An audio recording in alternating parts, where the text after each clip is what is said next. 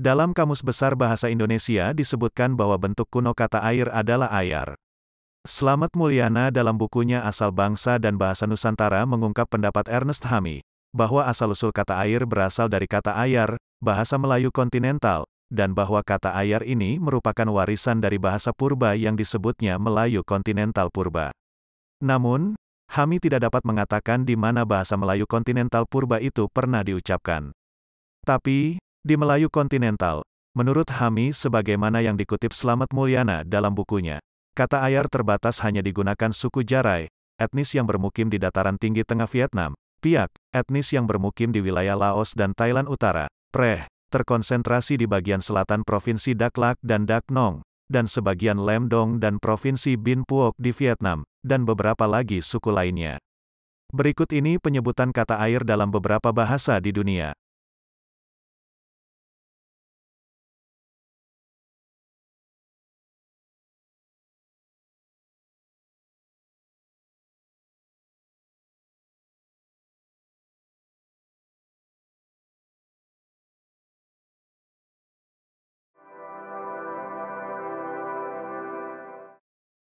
Jika ditinjau menurut perubahan fonetis, bentuk paling mungkin sebagai asal-usul kata air ataupun ayar adalah ajar, yang dapat diduga berasal dari nama Hajar, istri Nabi Ibrahim. Sosok Hajar memang memiliki cerita yang melegenda, yang secara spesifik terkait masalah air. Yaitu ketika Hajar ditinggalkan oleh Nabi Ibrahim di tengah padang gurun yang gersang bersama anaknya, Ismail yang masih bayi. Dalam riwayat disebutkan bahwa tatkala melihat anaknya menangis kehausan, Hajar berlari di antara bukit Safa dan Marwa 7 kali dalam usahanya untuk mencari air.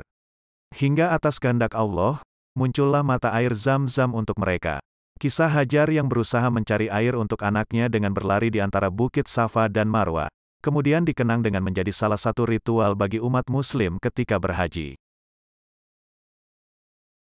Demikianlah, sepertinya memang ada kemungkinan jika kata ayar yang merupakan bentuk kuno dari kata air, berasal dari nama Hajar. Entah bagaimana sehingga nama itu direkam oleh orang yang hidup jauh di Asia Tenggara sebagai sebutan untuk air, sementara orang yang tinggal di Jazirah Arab di mana hal itu terjadi, lebih memilih kata ma'an sebagai sebutan untuk air. Meskipun demikian, saya melihat sebenarnya sebutan ma'an ini pun pada dasarnya ada keterkaitan dengan Hajar. Karena setelah saya mencari tahu apa sejarah di balik nama ma'an ini, saya menemukan jika Ma'an adalah sebuah kota di Yordania Selatan yang dalam sejarahnya disebutkan didirikan oleh orang-orang Minae. Orang-orang Minae adalah satu dari 4 kelompok Yaman kuno yang disebutkan oleh Eratosthenes, seorang polimat Yunani. 3 lainnya yaitu, Sabains, Hadramaut dan Katabanians. Saya menduga suku Minae ini ada keterkaitan dengan wilayah Mina dekat Makkah, yang hanya berjarak sekitar 8-9 km dari Bukit Safa dan Marwah tempat Hajar mencari air.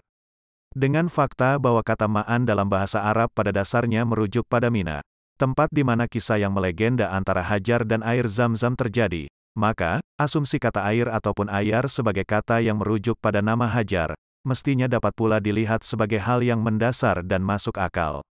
Dengan kata lain sebutan air atau ayar di Asia Tenggara, dan sebutan ma'an di Arab, linguistik historisnya sama-sama merujuk pada legenda Hajar.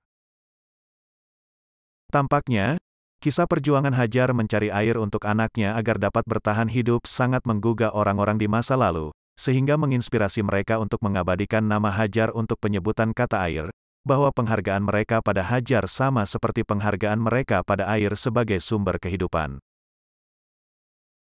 Yang menarik, hipotesis asal-usul kata air berasal dari nama Hajar, paralel dengan fakta bahwa nama Sarah, istri Nabi Ibrahim yang tertua, juga memiliki makna air dalam naskah Rigveda.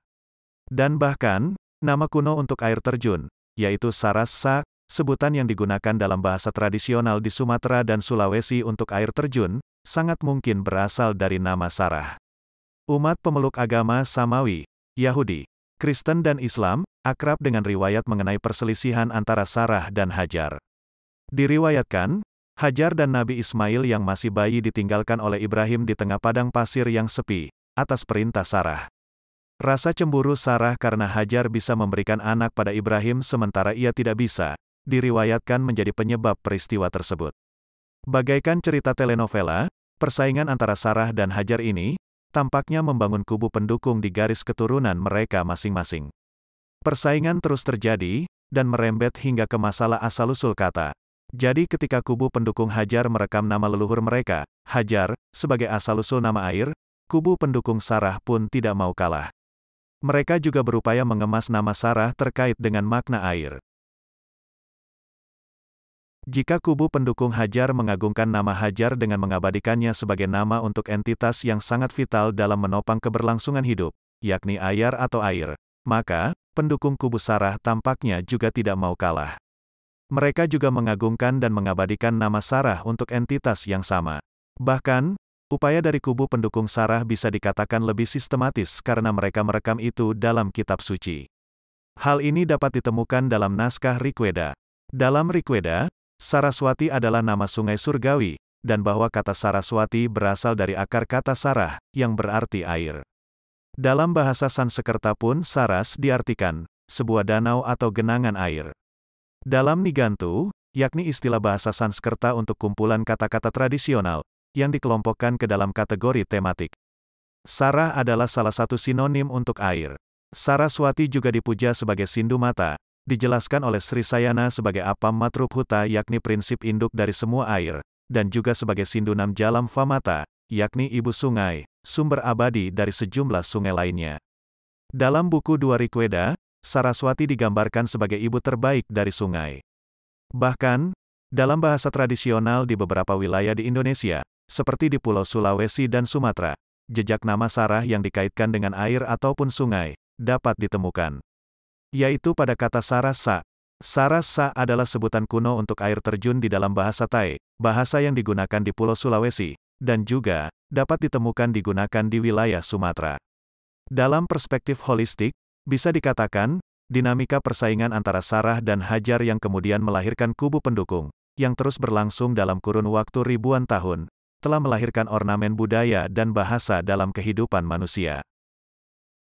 Demikianlah, fakta yang tersaji dalam literatur Hindu yang sedemikian rupa membangun dan mengaitkan nama Sarah mengarah kepada makna air, dalam pandangan saya secara kritis, bisa jadi adalah upaya dari kubu pendukung Sarah yang tidak ingin kalah dengan memori kolektif manusia, yang telah lebih dahulu merekam kisah Hajar dan air Zam-Zam, dengan cara menyegel nama Hajar sebagai asal-usul kata air. Dugaan saya ini setidaknya dikuatkan oleh fakta bahwa dalam beberapa bahasa yang digunakan di benua India, tidak ada satupun di antaranya yang menggunakan kata Sara atau Saras sebagai sebutan untuk air. Dalam bahasa India, air disebut Paane, dalam bahasa Punjabi disebut Pani, dalam bahasa Telugu disebut Niti. Dengan demikian, terlihat bahwa upaya melekatkan nama Sara kepada makna air ataupun sungai hanya berhasil di tataran literatur saja, tidak berhasil merambah ranah bahasa yang digunakan dalam kehidupan sehari-hari. Jika dugaan ini benar, maka dapat dibayangkan selama ribuan tahun berlalu setelah kehidupan Nabi Ibrahim dan keluarganya, persaingan antara kubu pendukung Sarah dan Hajar masih terus mewarnai generasi demi generasi setelahnya. Bahkan bisa dikatakan hingga hari ini, kisah Sarah dan Hajar masih menjadi polemik. Sekian, apa yang wajib saya sampaikan dalam kesempatan ini. Semoga bermanfaat. Salam.